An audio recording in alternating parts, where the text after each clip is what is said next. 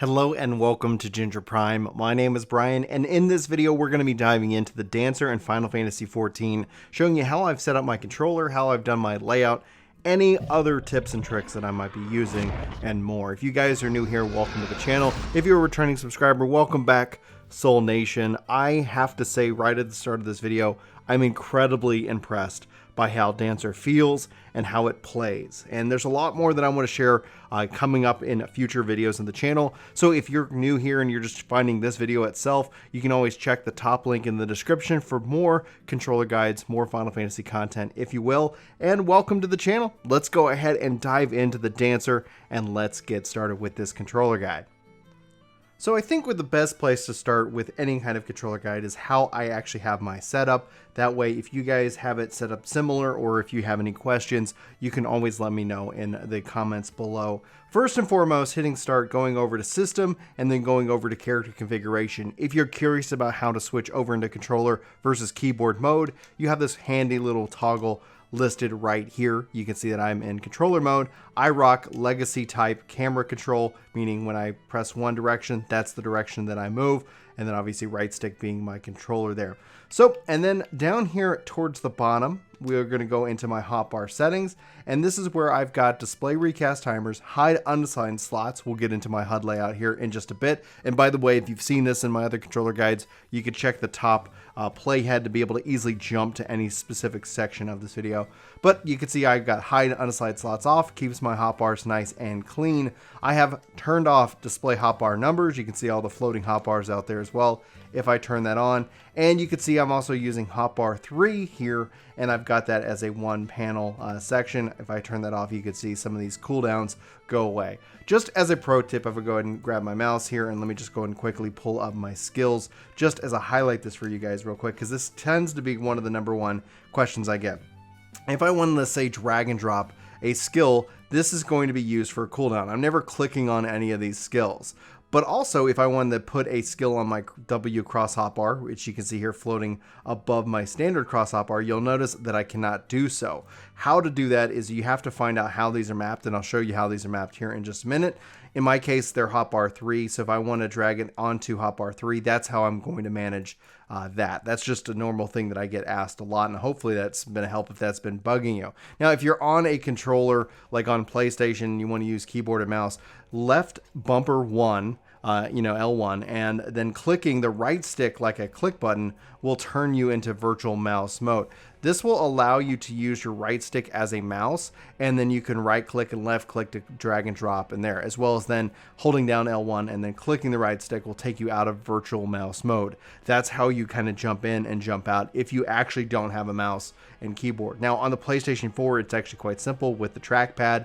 Allows you to do a couple of things, so you can use that if you so desire. But if you're like me playing on PC with the controller, it really doesn't have an impact in that case. So that's just kind of a little pro tip. Let's go back into our character configuration. Can't even speak. All right. Before we get into the cross and the custom, just note sharing. If it's checked, that means any job that you pick, any job at all, any class, doesn't matter. These are going to be shared across those options. You can see 8, 9, and 10 as a part of my cross hotbars, and then 7 and 8 as a part of my W cross hotbar. Cross hotbar, hotbar. All right, let's continue on, Brian. So then we've got our cross hotbar settings here. I have turned off hotbar help, but if you want to turn that on, if you hit apply, that means when I hold down the buttons here, it's going to tell me what skills I'm actively using. So as you're learning the names of these skills, it might help to have those on. So I'm just going to go ahead and turn that back off because I like to have, when I hold down, a nice clean option. You could choose if you want your pet hotbar, your mount hotbar.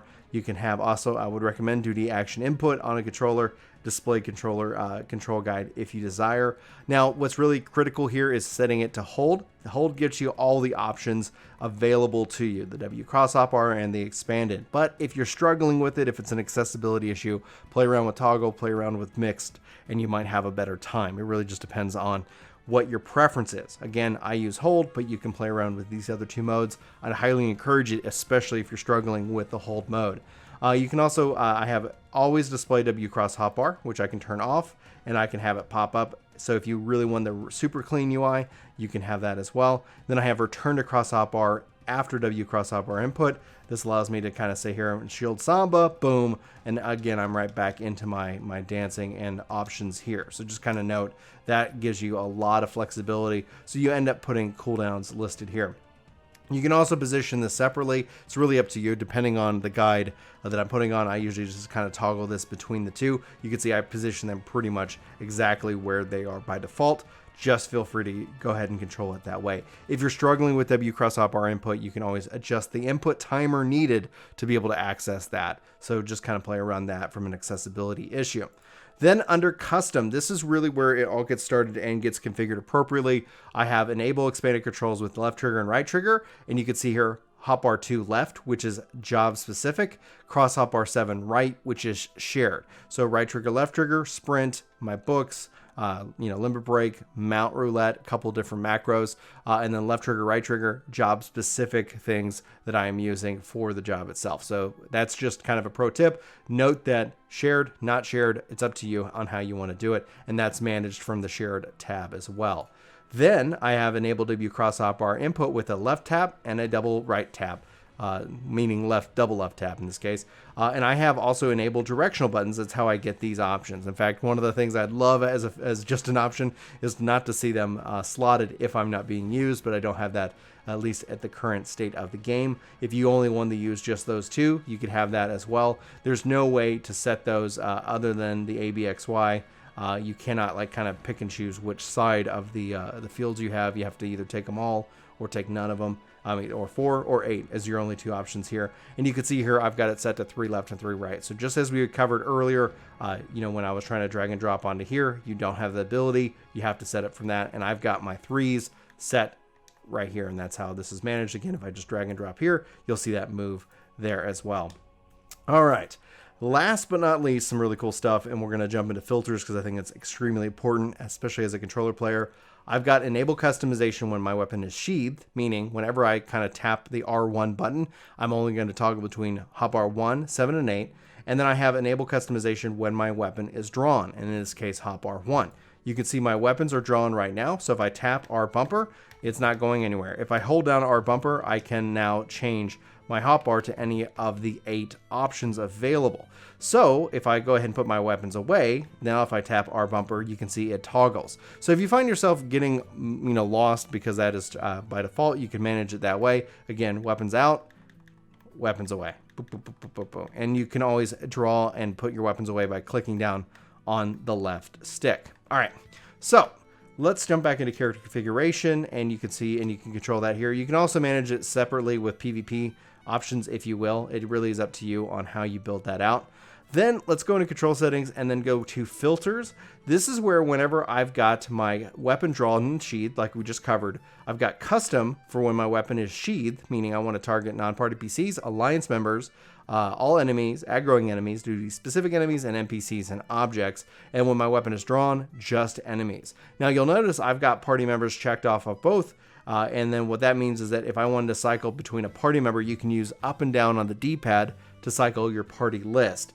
That just keeps them from whenever you're hitting left and right, kind of targeting enemies. So you can see here with my weapons off, I can just like left and right, I'm just filtering all different kinds of targets, even enemies and other things. Now when my weapons are out, and it's only going to now toggle between my different enemy targets that are available. And that's kind of how that filter itself works. Last but not least, under filters, you also can enable additional filters, up to 4 pre-built filters for you.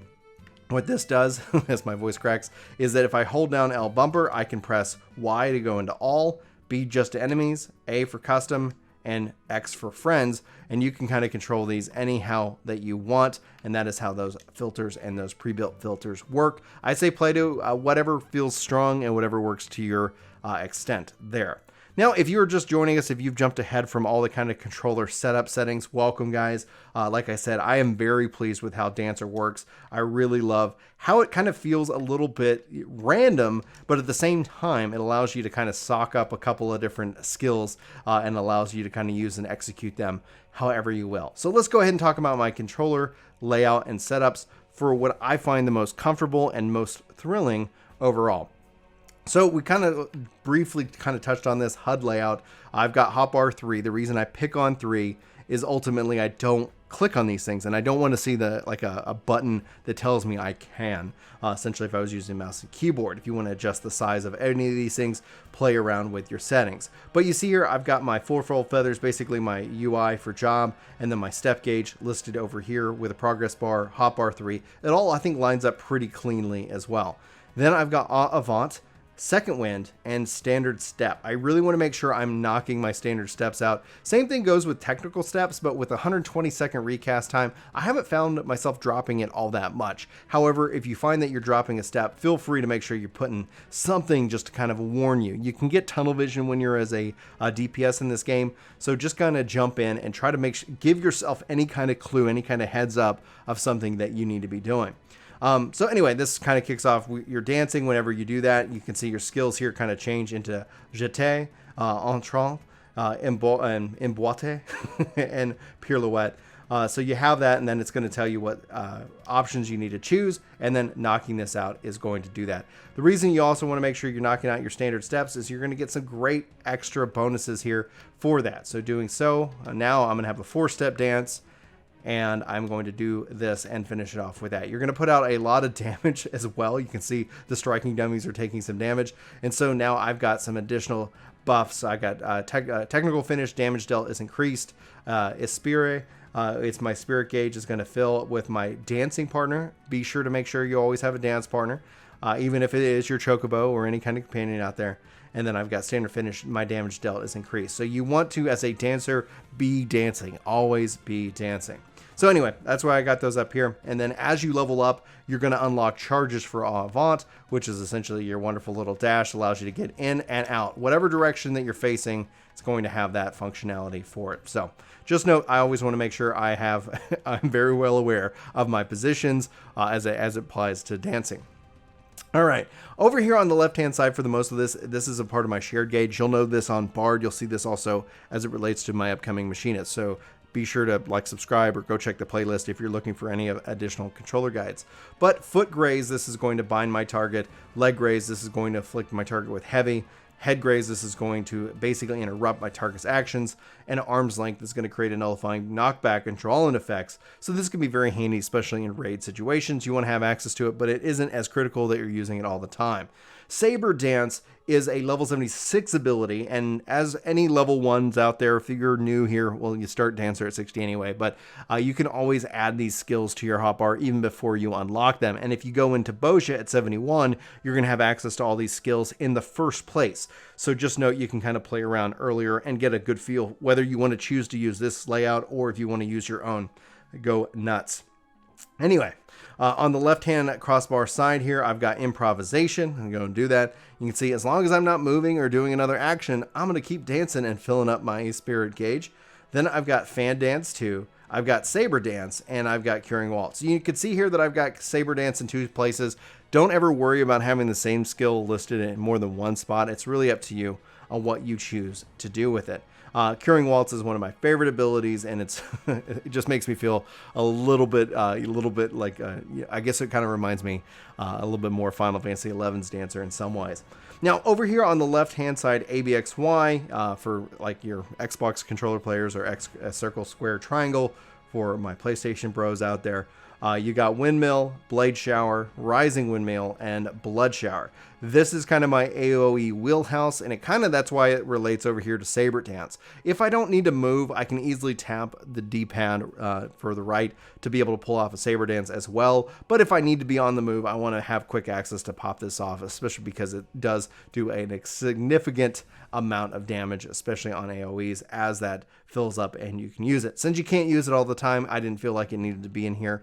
And because Flourish will trigger those to have as options, I wanted to have those easily accessible on the hotbar as well. So you can see here I can put out a lot of AoE damage, little off global cooldown, and you just need to make sure you have a target for some of this, and then you just kind of go from there. So just kind of play around for obviously what works best. This is an AoE, but it is AoE from a range, so you could easily put Fan Dance up in here and include it as well. It just really depends on what your ultimate goal with it all is.